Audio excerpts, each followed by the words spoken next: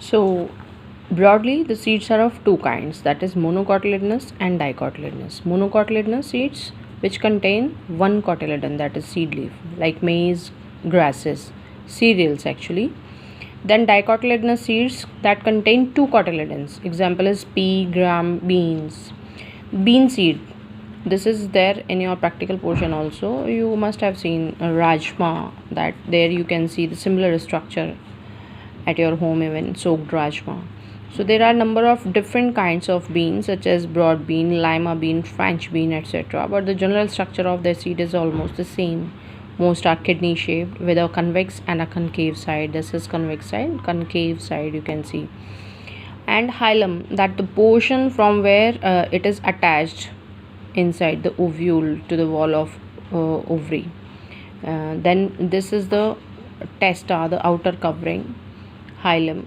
Micropyle, the pore through which water and gaseous exchange occurs, or through which pollen tube enters before fertilization. Radicle, the future root which comes out first during germination of a seed. These are the cotyledons. Then they have shown seed cut open to show various parts.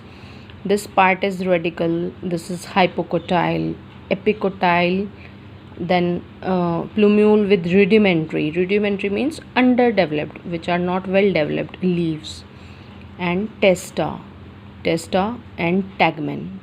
Actually, testa and tegmen are the two coverings. Actually, two integuments you remember in the ovule were there. So outermost hard brownish covering is testa, and after testa it is tegmen. So you can see seed coat consists of testa. The outermost hard brownish covering protects the delicate inner parts of the seed from injury and from the attack of bacteria, fungi, etc. Then tegmen is the inner layer lying next to testa and is also protective in nature.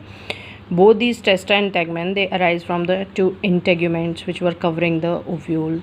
Then hilum is a distinct whitish oval scar on concave side of the seed. It represents the spot where ovule was attached to the ovary wall through placenta. Now because mature ovule forms the seed, so now we are calling it seed only. Then tiny pore, that is micropyle, very important function you should learn. It marks the opening through which the pollen tube had entered the ovule, and micropyle serves two functions. One, when soaked in water, the seed absorbs water mainly through this micropyle and makes it available to the embryo for germination. Secondly, it provides for diffusion of respiratory gases for the growing embryo. So whatever exchange it is doing with micropyle, important. Then below the seed coat there are two thick cotyledons which contain food for the embryo and protect it. So cotyledons providing the food, cotyledons. One more tissue was there, that was endosperm. On carefully separating the two cotyledons, the tiny embryo can easily be seen attached to one of the cotyledon, and the embryo consists of two parts, the radicle which later forms the root, R for radical, root, and then plumule which forms the shoot, leaf part. So plumule consists of a short stem with pair of tiny leaves and a growing point between them. Then spelling you have to see radicle, it is radicle, different from the that one which you are using in chemistry. Then region of the axis between point of attachment of cotyledon and the plumule, that is called epicotyle, and the region of the axis below the cotyledon is called hypocotyle. Here you can see this portion, hypocotyle, means where this embryo is attached to the cotyledons. So portion above is epicotyle, portion below is hypocotyle.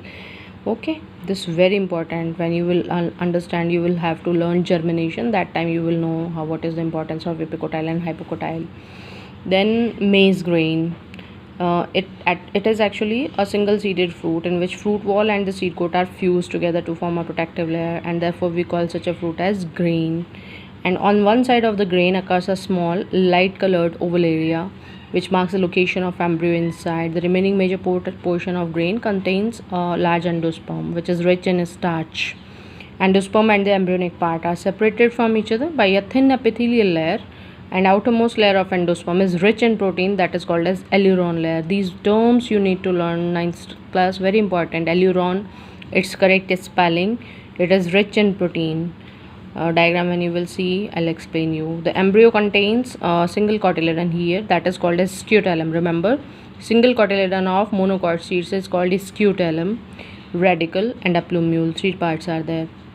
and radicle is towards the pointed end and is enclosed in a protective sheath, that is coleorhiza. See, protective covering of radicle, R for radicle, its covering is coleorhiza. The plumule is towards upper broad side of the embryonic region and is enclosed in a protective sheath, that is called as coleoptile. So plumule is covered in coleoptile. PP you have to bring together, covering of plumule. That's all for today.